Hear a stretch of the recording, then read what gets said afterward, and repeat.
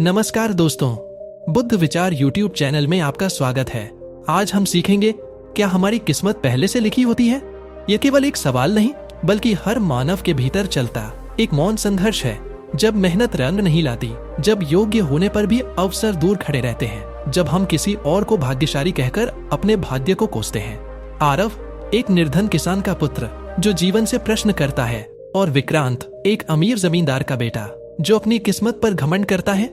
किस्मत एक बीज हो सकती है, पर वृक्ष तुम्हें ही बनाना होगा। लकीरें जन्म से होती हैं, पर उनकी दिशा कर्म से बदलती है। किस्मत की लकीरें सिर्फ कहानी नहीं, एक आत्मयात्रा है जहां पाठक अपने ही भीतर उतरकर पूछेगा, मैं चल रहा हूं, पर क्या सही दिशा में? तो चलिए कहानी की ओर बढ़ते हैं। धूप हल्की सी सिर पर थी।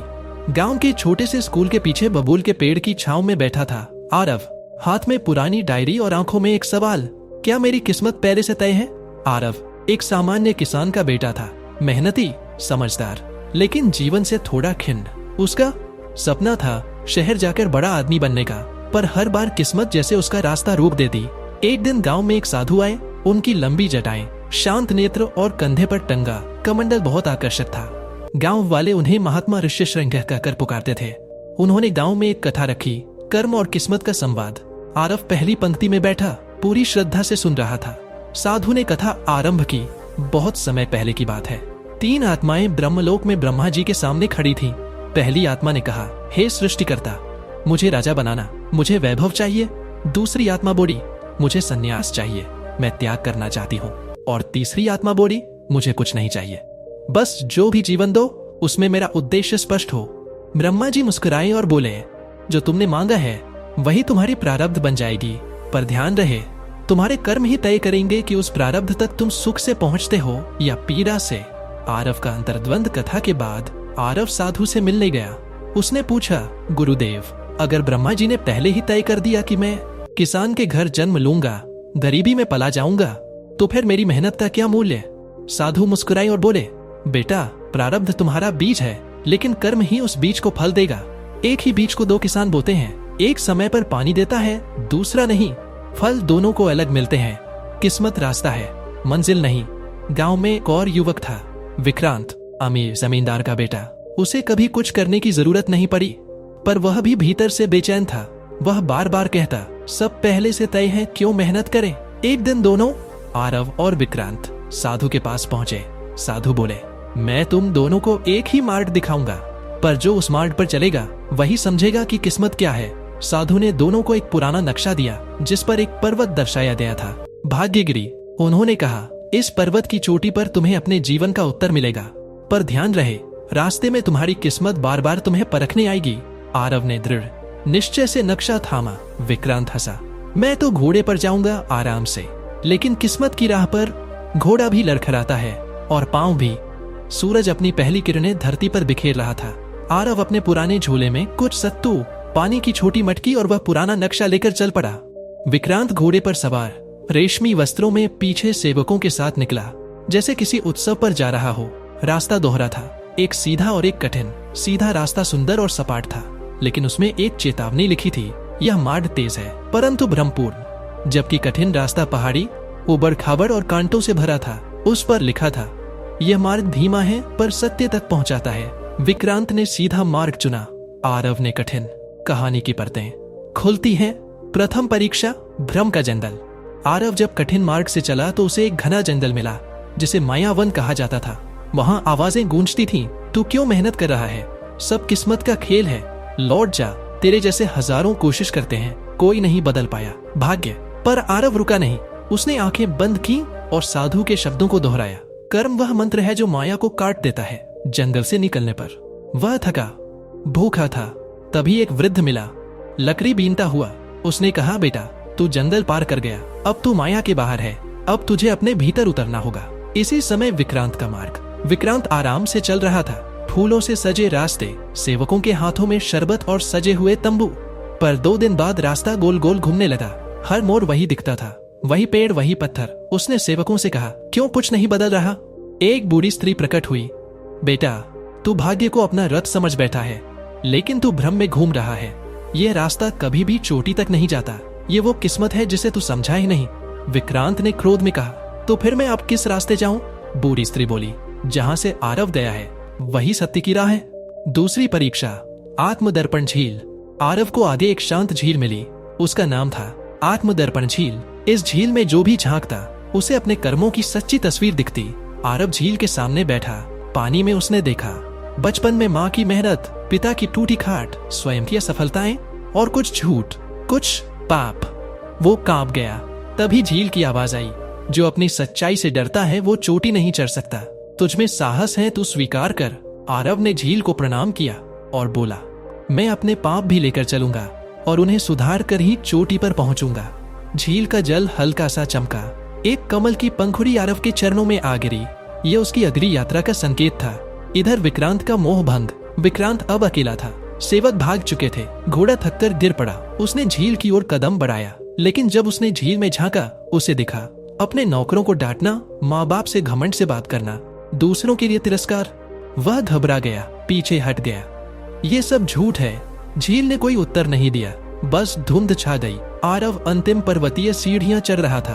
अब उसकी सांसें तेज थीं, शरीर थका हुआ था, लेकिन हृदय शांत। अंत में उसे एक शिला मिली जिस पर खुदा था, यहाँ पहुंचने वाला वह है जिसने अपनी किस्मत को नहीं पढ़ा बल्कि लिखा है।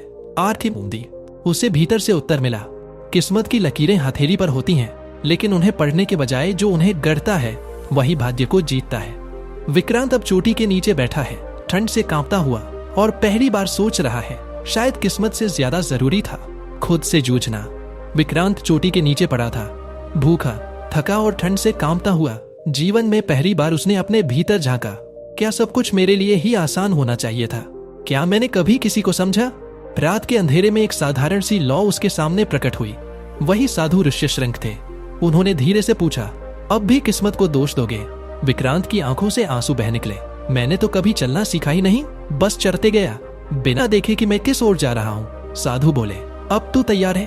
अब चल, सत्य तुझसे दूर नहीं।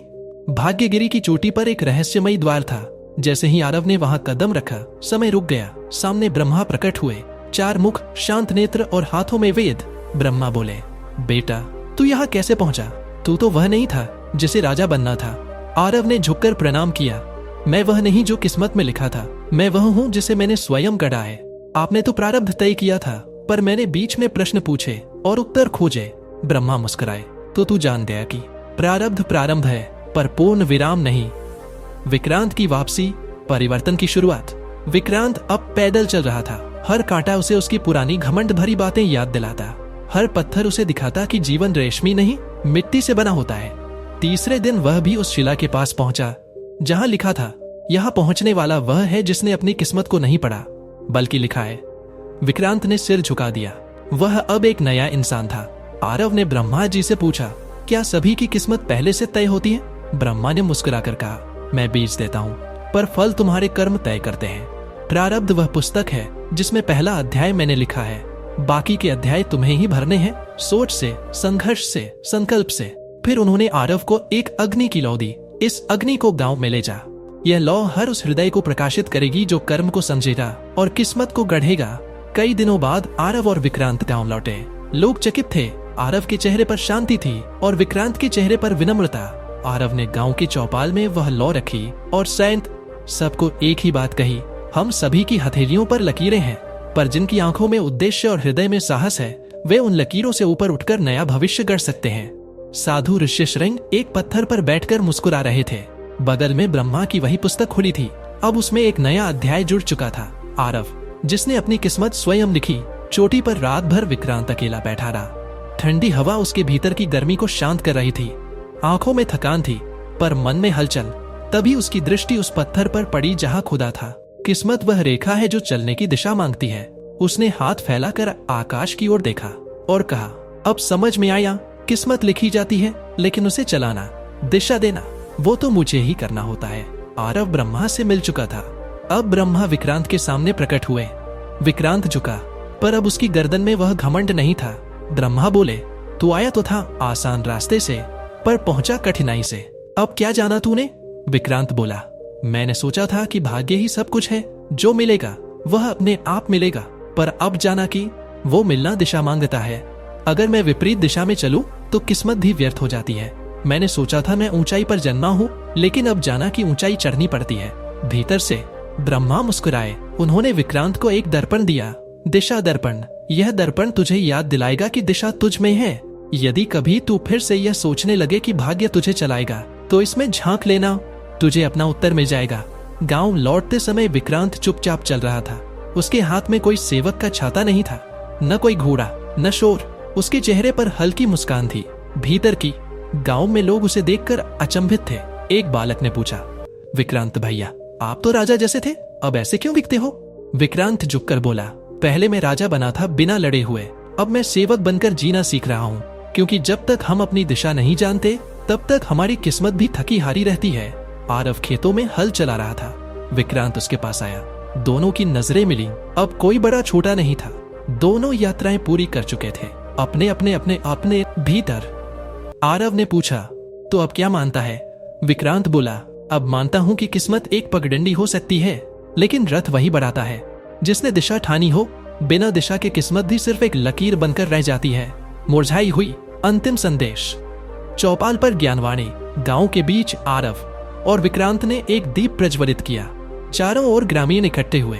विक्रांत ने कहा, किस्मत हमारा भाग्य लेख हो सकती है, पर दिशा हमारा संकल्प है। जो चलता है वह पथ बनाता है, और जो रुककर किस्मत को देखता है वह कभी आगे नहीं बढ़ता। वहीं दूर साधु ऋषि श्रेण हंसते हुए बोले, अब दो आत्माएं समझ चुकी हैं कि ब्रह्मा सिर्फ बीज देते हैं, वृक्ष हमें ही उगाना होता है। तो दोस्त, वीडियो अच्छी लगी तो वीडियो को लाइक, और चैनल पर नए हो तो चैनल को सब्सक्राइब जरूर करें। और आपकी कोई भी समस्या हो तो कमेंट में जरूर बताएं। तब तक के लिए धन्यवाद। मिलते हैं अगले वीडियो में।